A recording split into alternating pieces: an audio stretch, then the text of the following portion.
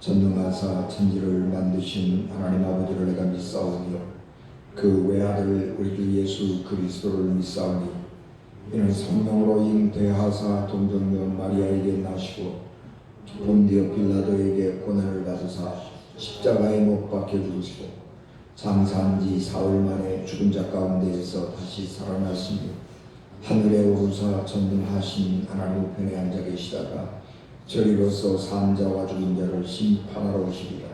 성령을 믿사오며 거룩한 공예와 성도와 서로 교통하는 것과 죄를 사하여 주시는 것과 몸이 다시 사는 것과 영원히 사는 것을 믿사옵나이다. 아멘.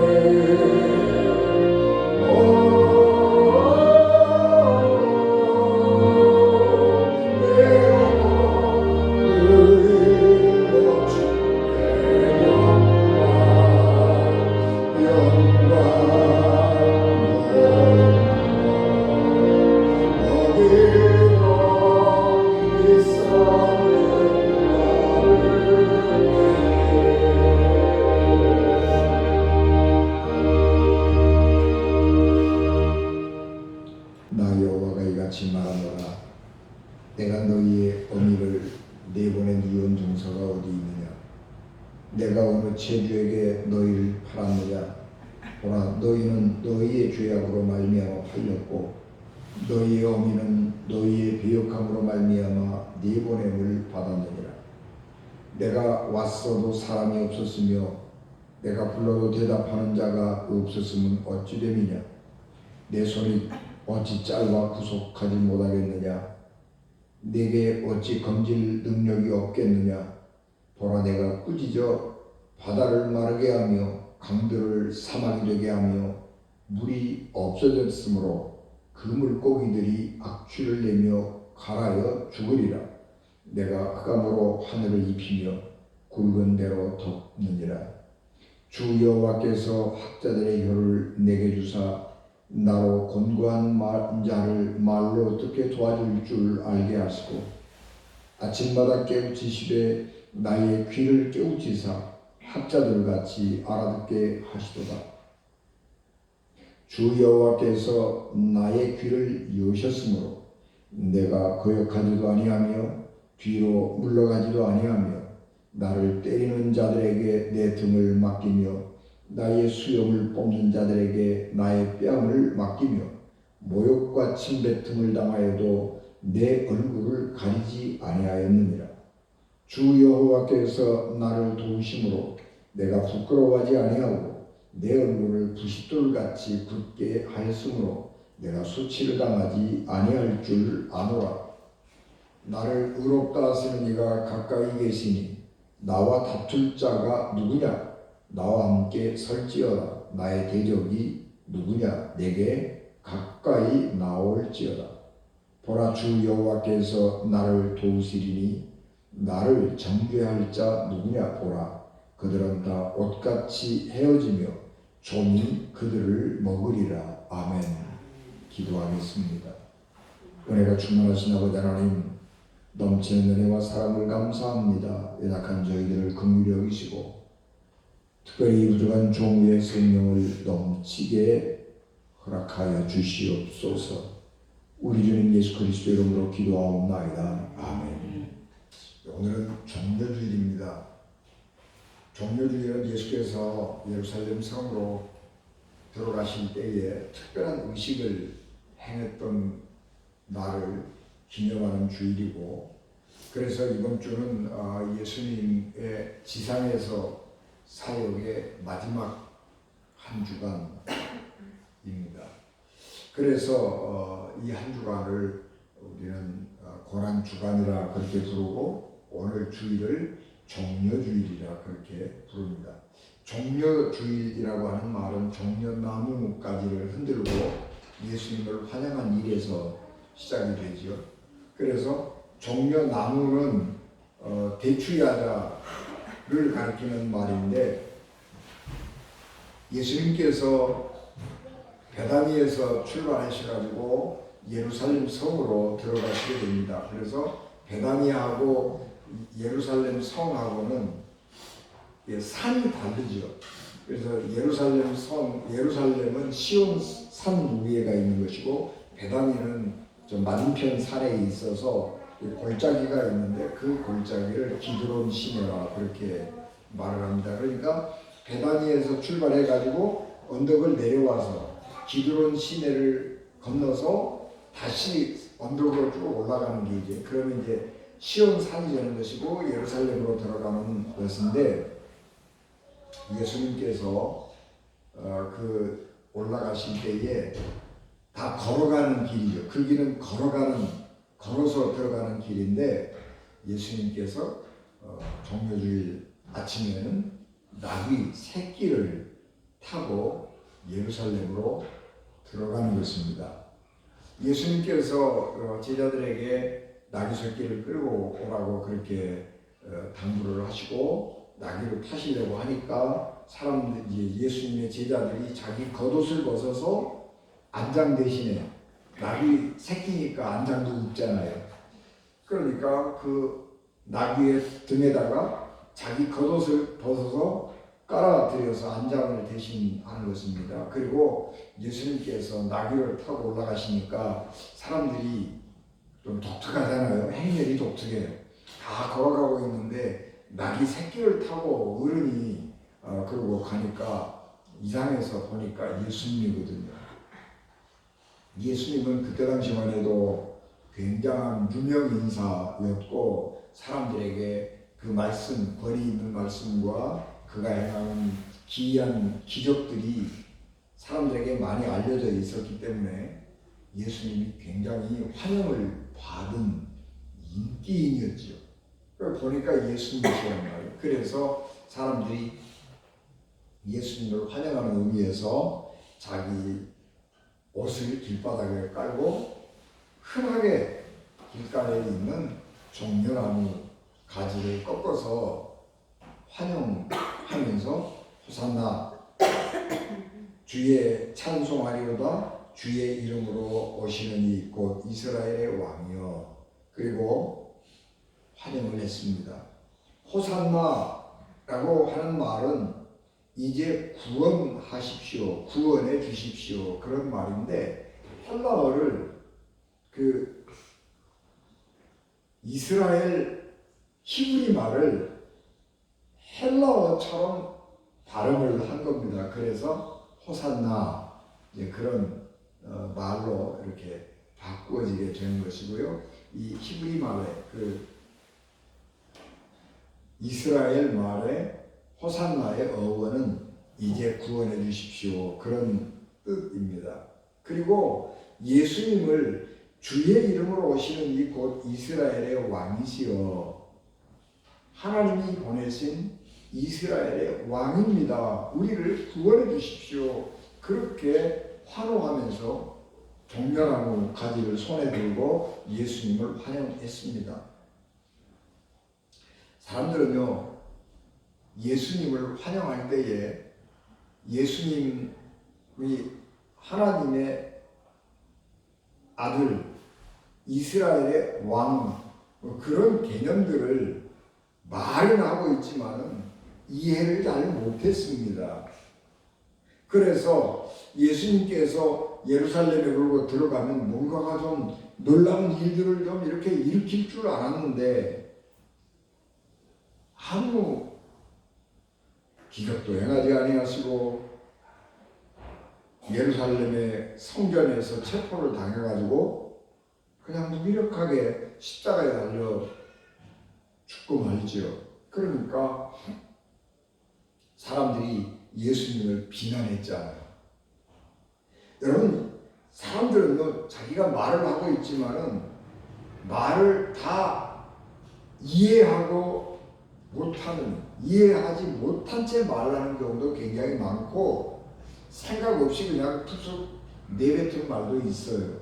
여러분, 우리가 살다 보면 어떤 사람이 나한테 굉장히 기분 나쁜 말을 하거든요. 그래서 그냥 울그락불그락하고 그 사람이 나한테 그랬다고 그러고 속에 상처받고 그러고 살아요. 그런데 나중에 얘기를 해보면 그 사람은요, 그런 말 했는지조차 기억을 못할 때가 많이 있어요. 그러니까 우리는 다른 사람의 말 한마디에 그렇게 일희일비할 이유가 없단 말이에요. 사람들은 자기가 하는 말이 다른 사람에게 어떤 영향을 줄지 별로 생각 안 해요. 그냥 자기 기분에 내킨 대로 훅쭉 쑥 내뱉어버리고 그러고 그냥 또 잊어버리고 살아가는 그런 경우가 굉장히 많이 있는 것입니다. 그런데 호산나 찬송하리로다 주의 이름으로 오시는 이 곧 이스라엘의 왕이여, 이런 말은 아무나 할 수 있는 일이 아니죠. 아무나 할 수 있는 말이 아닙니다. 그래서 예수님의 제자들이 예수님이 부활하신 후에 성령께서 임하실 때 비로소 이 말이 무슨 말인가를 알아요. 그래서 예수님이 하나님의 아들이었구나, 그리고 이 세상의 메시아였구나, 그런 것을 진짜로 깨닫게 되는 거예요. 그래서 그 말의 의미, 자기들이 했던 말, 다른 사람들이 했던 말의 의미가 성령께서 깨달아지게 하실 때 믿음이 확 생기는 거예요. 그래서 예수님이 하나님의 아들이었구나, 예수님이 하나님께서 이 세상에 보내신 이스라엘의 왕이었구나 라고 하는 것을 깨닫게 되는 거죠. 그래서 예수님의 제자들이 예수님을 위해서 자기 목숨을 내놓고 그 이름을 전하고 예수님이 하셨던 말씀을 세상을 구원하는 말씀인 줄로 믿고 그렇게 전하는 사람으로 변화되는 것입니다. 사순절 특히 종려주일 그리고 고난주간을 맞이하면 우리는 이사야서에 기록된 4개의 고난받는 종의 노래를 기억합니다. 그리고 오늘 우리가 봉독할 말씀은 고난받는 종의 노래 3번째입니다. 이사야 40장에서 55장까지는 이스라엘 백성들이 바벨론에 포로로 잡혀가서 포로 생활하고 있는 상황을 기억나게 하는 말들이 많이 있습니다. 그래서 오늘 우리가 봉독한 이사야 50장의 이 말씀도 이스라엘 백성들이 바벨론에 포로로 잡혀가 있는 상황을 상상할 수 있습니다.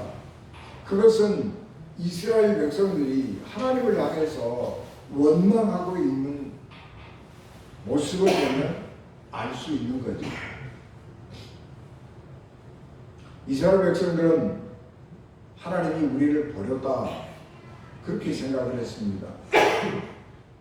하나님께서 우리를 버리시고 우리를 이방 민족의 손에 넘겨버리셨다. 그래서 우리가 하나님의 백성인 우리가 바벨론에 와서 종살이하고 있지 않느냐 그런 생각을 하면서 우리 하나님의 능력을 의심하는 것입니다.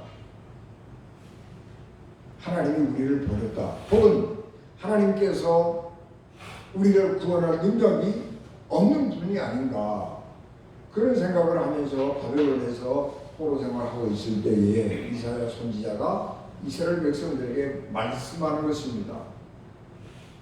하나님께서 이스라엘 백성들을 버리신 적이 없다는 거죠. 이스라엘 백성들은 하나님과의 관계를 2가지로 생각을 했는데 하나는 부부관계로 생각을 했고 또 하나는 부모와 자녀관계로 생각을 했습니다. 그런데 이 말씀은 부부관계로 하나님과 이스라엘 백성들을 비유하고 있는 것입니다. 이스라엘 사람들은 이혼을 하려고 하면 남자가 자기 아내에게 이혼 증서를 써줘서 내보내는 것입니다. 이혼하는 이스라엘의 법이에요. 이스라엘 사람들은 자기가 다른 사람들에게 돈을 빌려다가 돈을 못 갚으면 자기의 자녀들을 그 집의 종으로 대신 보내버리는 것입니다. 그래서 빚을 탕감하는 것입니다. 그것이 율법입니다. 그러니까 이스라엘 백성들이 하나님을 향해서 하나님은 우리를 버리셨는가? 하나님은 우리를 구원할 능력이 없으신가? 그렇게 의심하고 하나님을 원망하고 그럴 때에 나는 너희들을 버린 적이 없다. 하나님은 말씀하시는 거죠. 나는 이스라엘 백성들이 율법에 있는 것처럼 이혼 증서를 써서 자기 아내를 내보내는 것처럼 나는 이스라엘 백성들하고 결별할 때에 이혼 증서를 써준 적이 없다는 거예요. 나는 이혼 증서를 써준 적이 없는데 너희들 스스로가 죄를 짓고 떠나가 버렸다는 거예요. 그리고 이스라엘 백성들이 하나님의 능력이 없어서 이방 민족에게 하나님의 백성을 종살이하도록 두는 것이 아니냐 그렇게 의심할 때에 하나님은 절대로 나는 누군가에게 빚진 적이 없고 그래서 내가 빚을 못 갚아서 내 자녀를 남의 집에 종살이 시킨 그 아버지처럼 무능한 아버지가 아니라고 하는 겁니다. 나는 다른 사람들에게 빚진 적이 없고 나는 내 자녀들을 다른 사람들에게 종으로 준 일이 없다는 거예요. 왜 이스라엘 백성들이 어려운 고난을 당하고 있느냐? 그러면 이스라엘이 지은 죄 때문에 스스로가 하나님으로부터 멀어졌기 때문이라고 말합니다. 하나님은 능력이 많으신 분이어서 자기 아들들을 자기 자녀들을 남의 집에 종살이로 보내버리는 무능한 분이 아니고 하나님이 말씀 한마디만 하시면 세상이 뒤집어지는 것입니다. 그래서 말씀 한마디 하시면 물이 말라버려서 그 속에 살고 있는 물고기들이 다 말라 죽어버리고 악취가 나게 되기도 하고 사막에 기를 내기도 하는 그런 하나님인데, 그런 하나님께서 그 능력이 없어지지 않고 그 능력을 가지고 계신 하나님께서 이스라엘 백성들을 버린 게 아니고 그 능력이 많으신 하나님을 떠나갔다고 하는 것입니다. 그래서 이스라엘 백성들을 하나님이 찾아갔는데, 하나님이 찾아가서도 아무도 하나님을 환영해 주는 사람이 없었다는 것입니다. 그러면서 하나님께서 이스라엘 백성들에게 고난받는 종의 노래를 들려주십니다.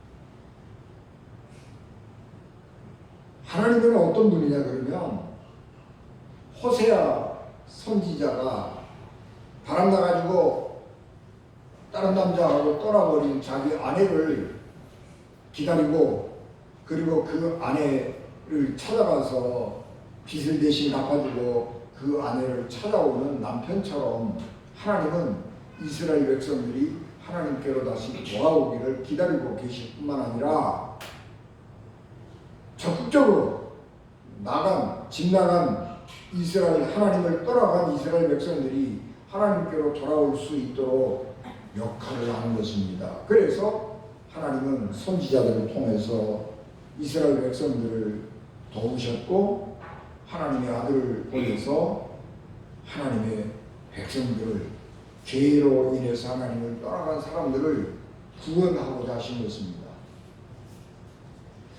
하나님의 종이 와서 이스라엘 백성들, 죄를 짓고 떠나간 이스라엘 백성들을 도우려고 할 때에 두 가지 면에서 어려움을 겪게 됩니다. 하나는 이스라엘 내부에서 하나님의 사람을 배척하는 것입니다. 우리가 당신하고 무슨 상관이 있길래 우리 일에 간섭하느냐, 우리 일에 간섭하지 마라, 그렇게 이스라엘 내부로부터 배척을 받는 것입니다. 그리고 또 하나는 하나님의 아들이 또는 하나님이 보내신 예언자가 와서 진리의 말씀, 정의의 말씀을 전하니까 불의를 행하던 사람들이 손해를 보는 거예요. 불의를 행하는 사람들은 불의가 덮어져야 자기에게 이익이 되는데, 정의로운 사람이 나타나가지고 당신들 잘못하고 있는 거야, 옳은 길, 정의는 이거야, 그러고 얘기하니까 자기들이 나쁜 사람이 되잖아요. 원래 나쁜 사람이었는데 그걸 감추고 살았는데 정의로운 사람이 나와가지고 당신 나쁜 사람이야, 그리고 그거를 드러내고 잘못한 것을 자꾸 지적을 하니까 자기 이권이 침해를 받는 거죠. 그러니까 악한 사람들은 의인을 핍박하는 것입니다. 그래서 악한 사람들이 세상의 권력, 그런 것들을 이용해가지고 의인을 박해하는 거죠. 그래서 의인은 안팎으로 고난을 당하게 된 것입니다. 그런데 그 하나님의 아들이, 하나님의 종이 세상에 와서 어려움 중에 있는 사람들, 죄 가운데 빠진 이스라엘 백성들을 구원하기 위해서 도울 때에 그런 안팎의 어려움을 겪잖아요. 그런데 그 하나님의 종이 특이한 게 뭐냐 그러면, 불평불만을 안 하는 거예요.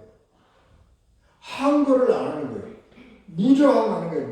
무저항 비폭력의 태도를 일관하는 것입니다. 주 하나님께서 내 귀를 열어주셨으므로 나는 주님께 거역하지도 않았고 등을 돌리지도 않았다. 나는 나를 때리는 자들에게 등을 맡겼고 내 수염을 뽑는 자들에게 뺨을 맡겼다. 내게 침을 뱉고 나를 모욕하여도 내가 그것을 피하려고 얼굴을 가리지도 않았다. 그렇게 종의 노래를 부르고 있습니다. 이거는 이제 세번역 성경으로 번역한 거니까 우리가 오늘 봉독한 본문 말씀보다는 훨씬 부드럽지요. 여러분, 박해를 받으면, 고통을 당하면 사람들의 본능은 어떻게 하는 거예요? 악을 쓰는 거예요. 힘으로라도 안 되면 욕으로라도 저주라도 하잖아요. 우리가 그 박정희 대통령 유신 시절에 고문을 많이 당했잖아요. 고문을 많이 당했는데 고문을 당하는 사람들이 고문을 많이 받다 보니까 지혜가 생겼어요. 그래서 고문을 자기가 당하면 고문을 덜 받는 방법이 있는데요. 오래 고함을 지르는 거예요. 막 엄살을 엄청나게 떨면서 오래오래 고함을 지르고 뭐 그냥 고통하고 신음하고 막 그렇게 하면요. 그렇게 고문하는 사람들이 좀 불쌍해가지고 좀 덜 한다고 그래요. 여러분 안 그러면은 욕이라도 해야지. 그래도 안 되면 저주라도 퍼부어야 되잖아요. 그래서 사람의 마음에 저주라도 퍼부어야 내 속에 있는 분노가 풀린단 말이에요. 그런데 이 하나님의 종은 고난받는 자리에 이르렀을 때 아무 말도 안 하고 아무 반응도 안 보이고 저항도 안 하고 그래요. 인격적으로 모독을 당해도 가만히 있고 고문을 당해도 가만히 있고 그러는 거예요.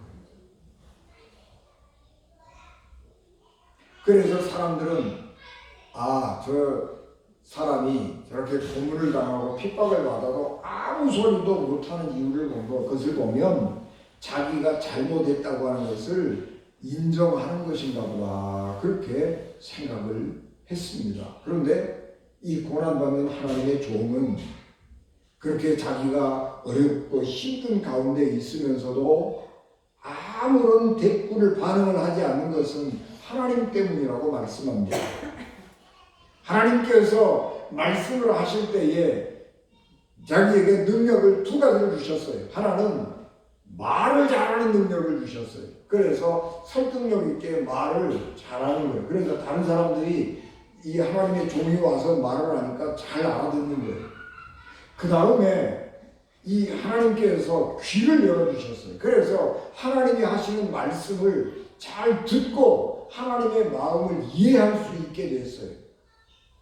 그래서 하나님께서 아침마다 이 하나님의 종에게 말씀을 들려주시고 깨우쳐 주시는데 하나님의 마음이 뭔가 하는 것을 알게 해주신 겁니다. 그러니까 하나님의 뜻이 어디에 있는지, 하나님의 마음이 어떤 것인지, 이 고난을 통해서 하나님이 이루고자 하시는 것이 무엇인지 그런 것을 알기 때문에 그 고난을 하나님의 뜻을 이루기 위해서 자기가 견디는 거예요.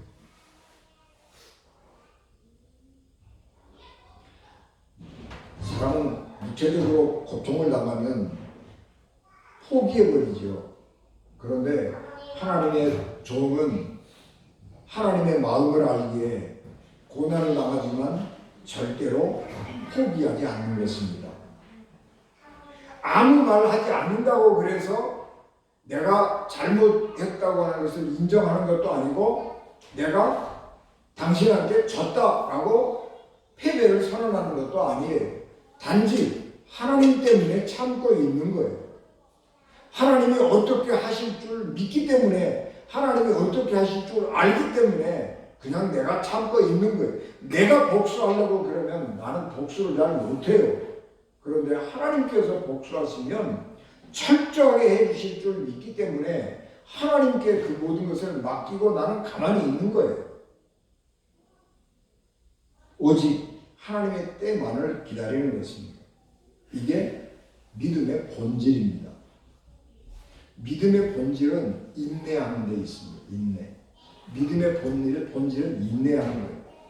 여러분, 세상의 인내라고 하는 것은 방법이 없으니까 그냥 죽지 못해 사는 거예요. 그게 인내예요. 그런데 믿음의 인내는 그게 아니에요. 믿음의 인내는 하나님께서 나를 이 어두운 이 고난의 구렁텅이에서 건져주실 것이다라고 하는 믿음.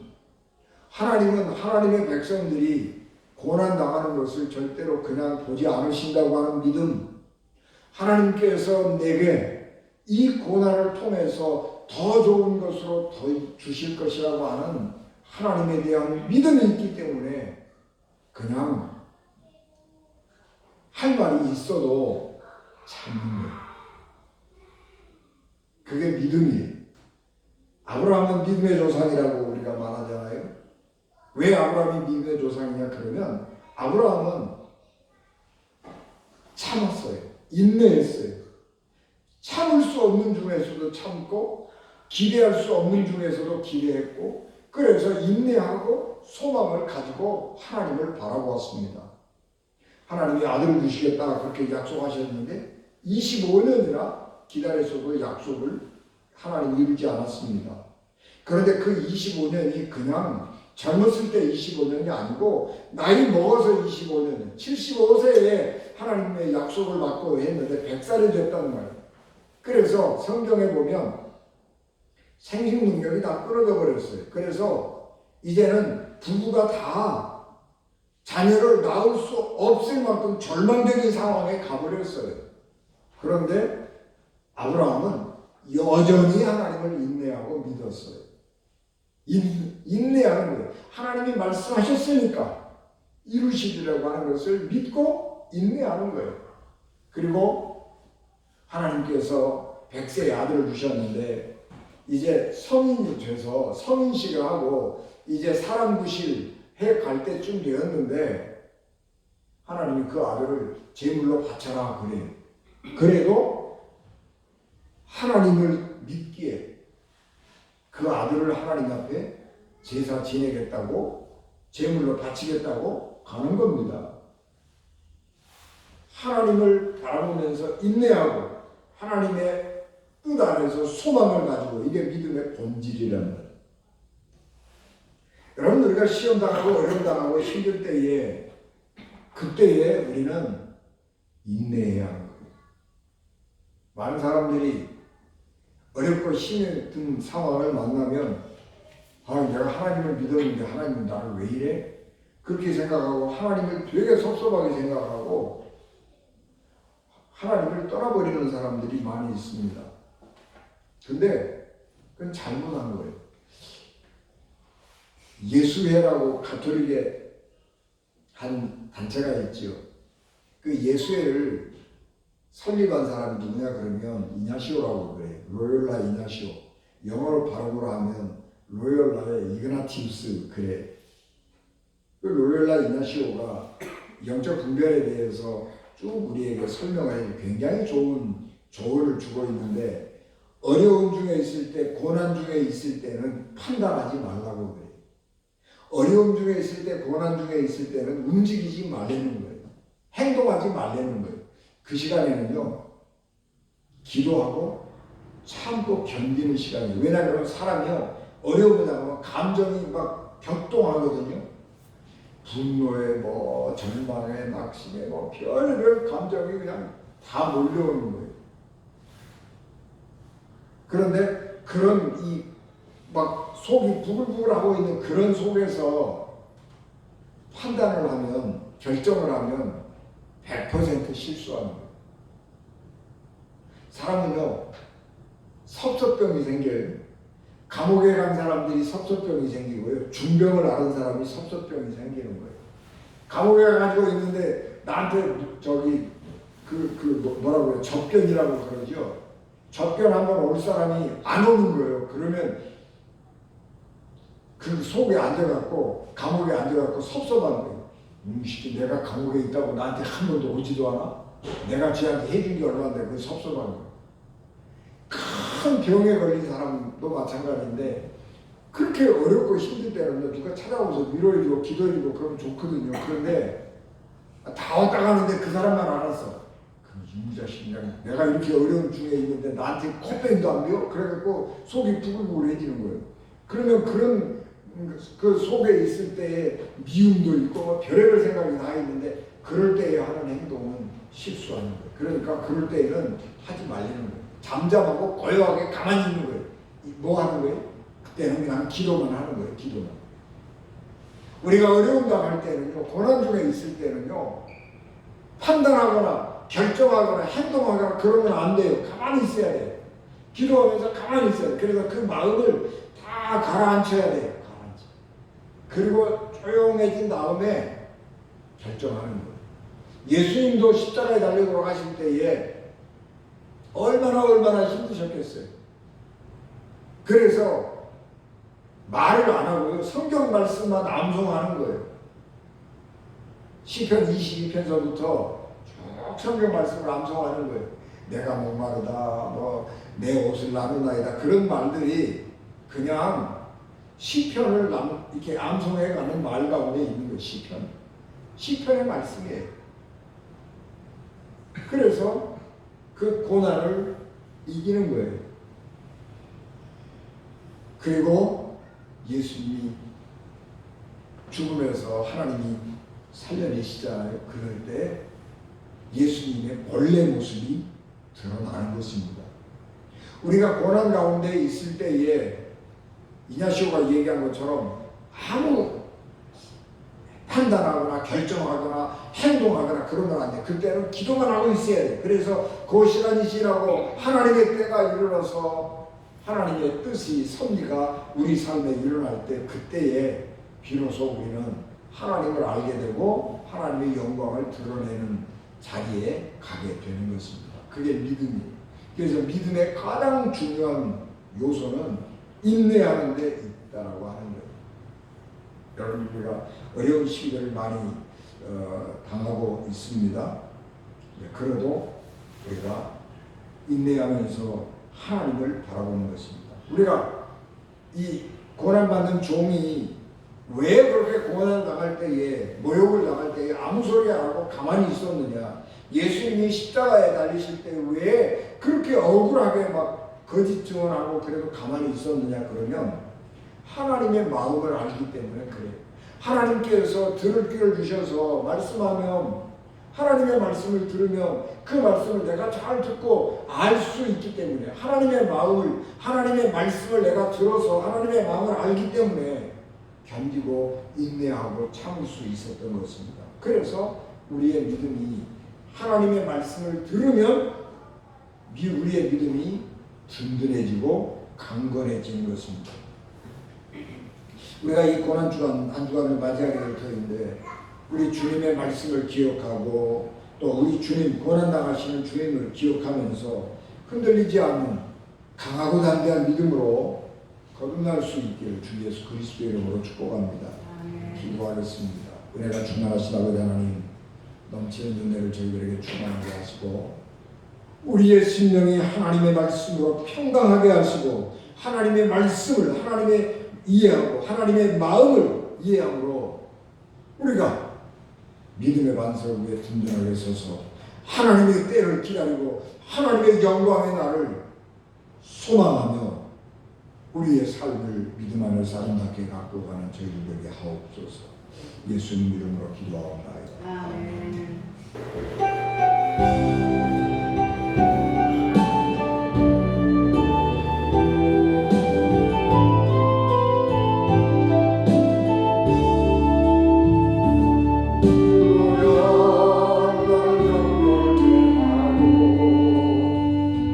주